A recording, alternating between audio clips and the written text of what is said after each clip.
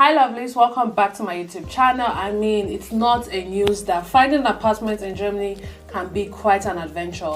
From high prices to crowded house viewing, or to not even getting picked in the first place, and you're just like, how many house viewing do I need to attend to be able to get a space that is suitable for me? Alright, calm down. On today's video, I got you covered. I'm going to be sharing with you guys tips that you probably did not know on how to get an apartment that is affordable and spacious enough, just like my 4-bedroom apartment that it's literally under €1,000 in Germany. Okay, without too much talking, let's get right into the video. First thing first, if I was to be looking for an apartment in 2024 in Germany, the first thing I would do is identify the big players of my city. What do I mean by that? Basically, check out, research, ask questions. Who is the biggest company, or what's the biggest company name that actually offers housing in your city? So taking Hamburg as a case study, we have Zaga. Now you're probably thinking, why do I need to identify Zaga? What are they going to do for me? Yeah, I got you.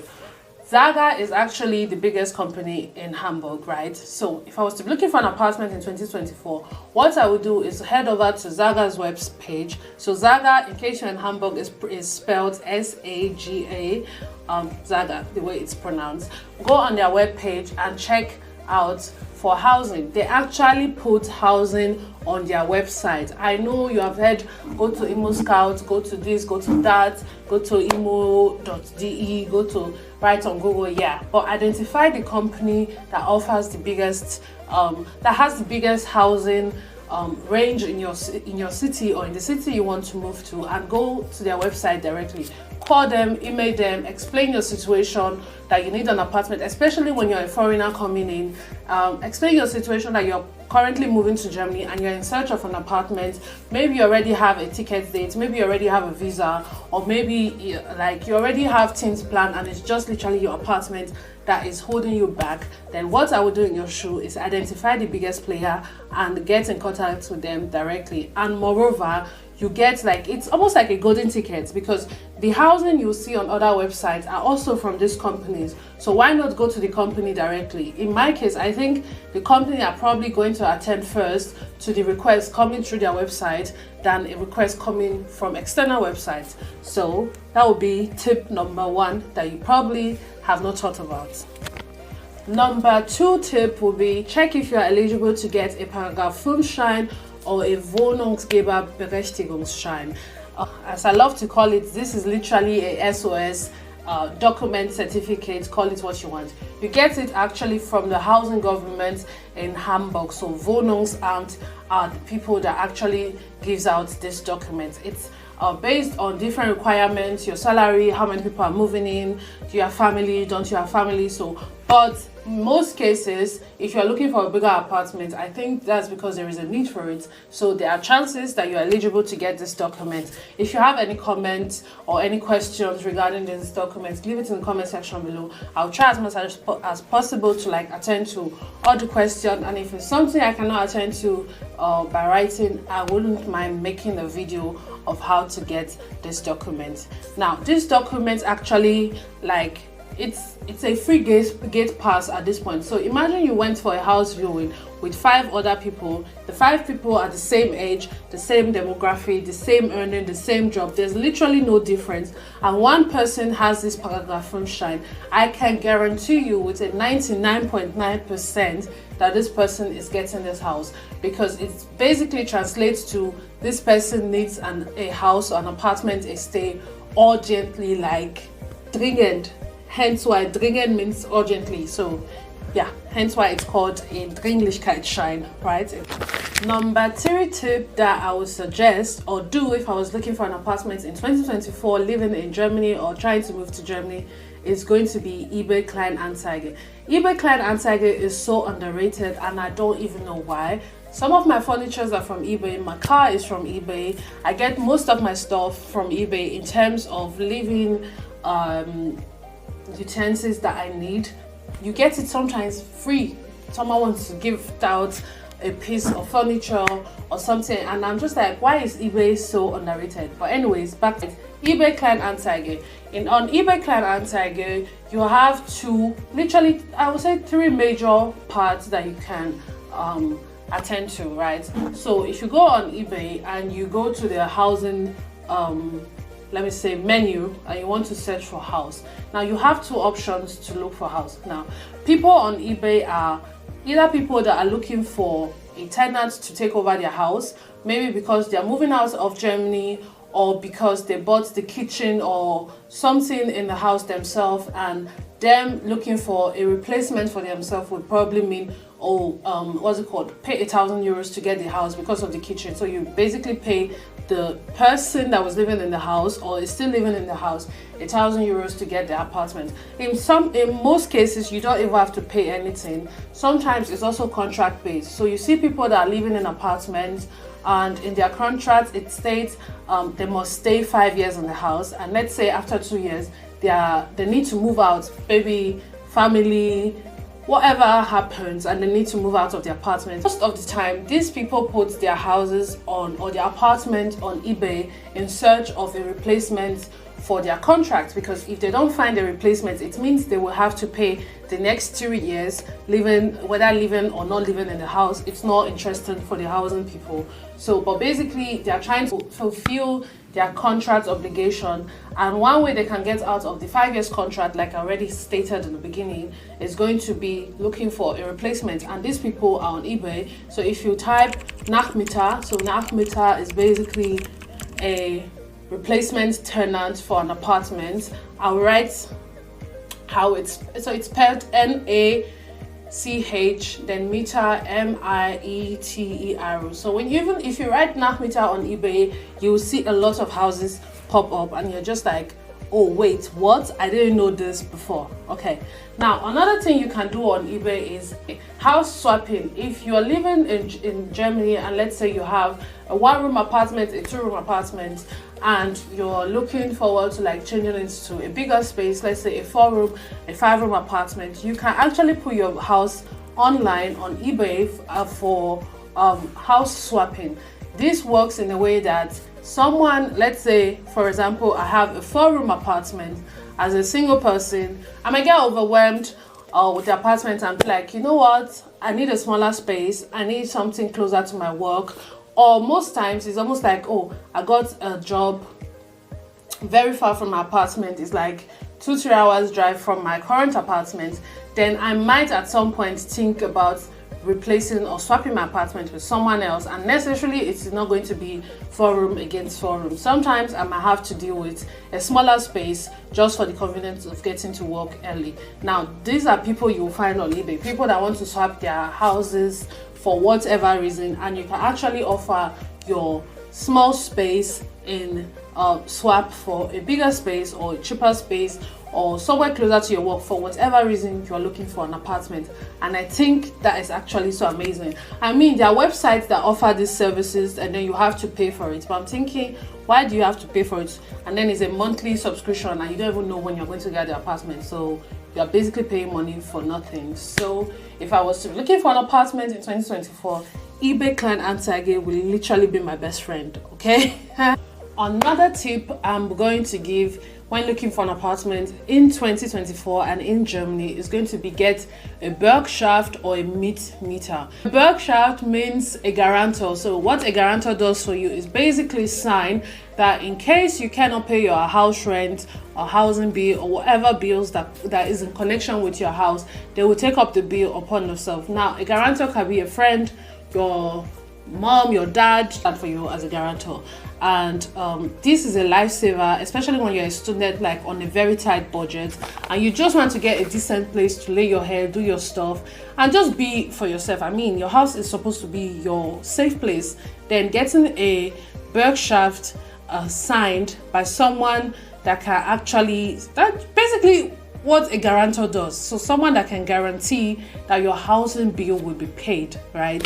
If you can get that and add it to every application form you fill if you're going for a housing interview, right?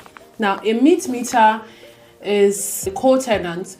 The difference between a Bürgschaft and a Mietmieter is that a Bürgschaft does not necessarily stay with you in the house. So it's just basically signing a document that they will take up the responsibility of the house in case you are not able to. And a meter has the right to move into the apartment. So let's say, for example, a couple trying to look for an apartment, instead of maybe putting one person's name, registering or asking for a house under two people's name with two salaries will actually make life easier for you and increases your chance of getting the apartment or any apartment in general. Another tip I would suggest you do if you're looking for a cheap and affordable apartment in 2024 and in Germany is going to be getting a tenant report. Yeah, you can get a tenant report from your housing company, just the way you get a job report if you want your what's it called, your boss or whatever, your company that you work for, to give you a job report so you can apply for a better job. The housing report is basically states, okay, do you pay rent on time? Does this tenant pay their rent on time? Or is there always one excuse or the other? So paying rent on time sometimes has valid advantages, so don't take it lightly. Things like, do you recycle your trash? Do you actually separate your trash? Can be stated in that report. Do you stick to housing rules? So do you stick to the quiet time, which is between 10 p.m. and 6 a.m. Between 10 p.m. and 6 a.m. is basically known in Germany, or generally known in Germany, to be quiet time. You're not supposed to make too loud noise. Avoid unnecessary noise. If it's not necessary, don't make it. Keep it to the next day. Your neighbors are trying to get some sleep. So basically all this stuff contributes to your tenant report. And adding a tenant report is kind of like, if I was to be the one giving a house and I get a tenant report of someone that's been living in the house for 5 years, paid rent regularly, did not cause any trouble, adhered to the rule, did the recycling, I would be more willing to give the person a house than someone I don't even know anything about or how their relationship with apartments or people's property are. So I think getting a housing report actually helps. No, I think it actually helps, okay?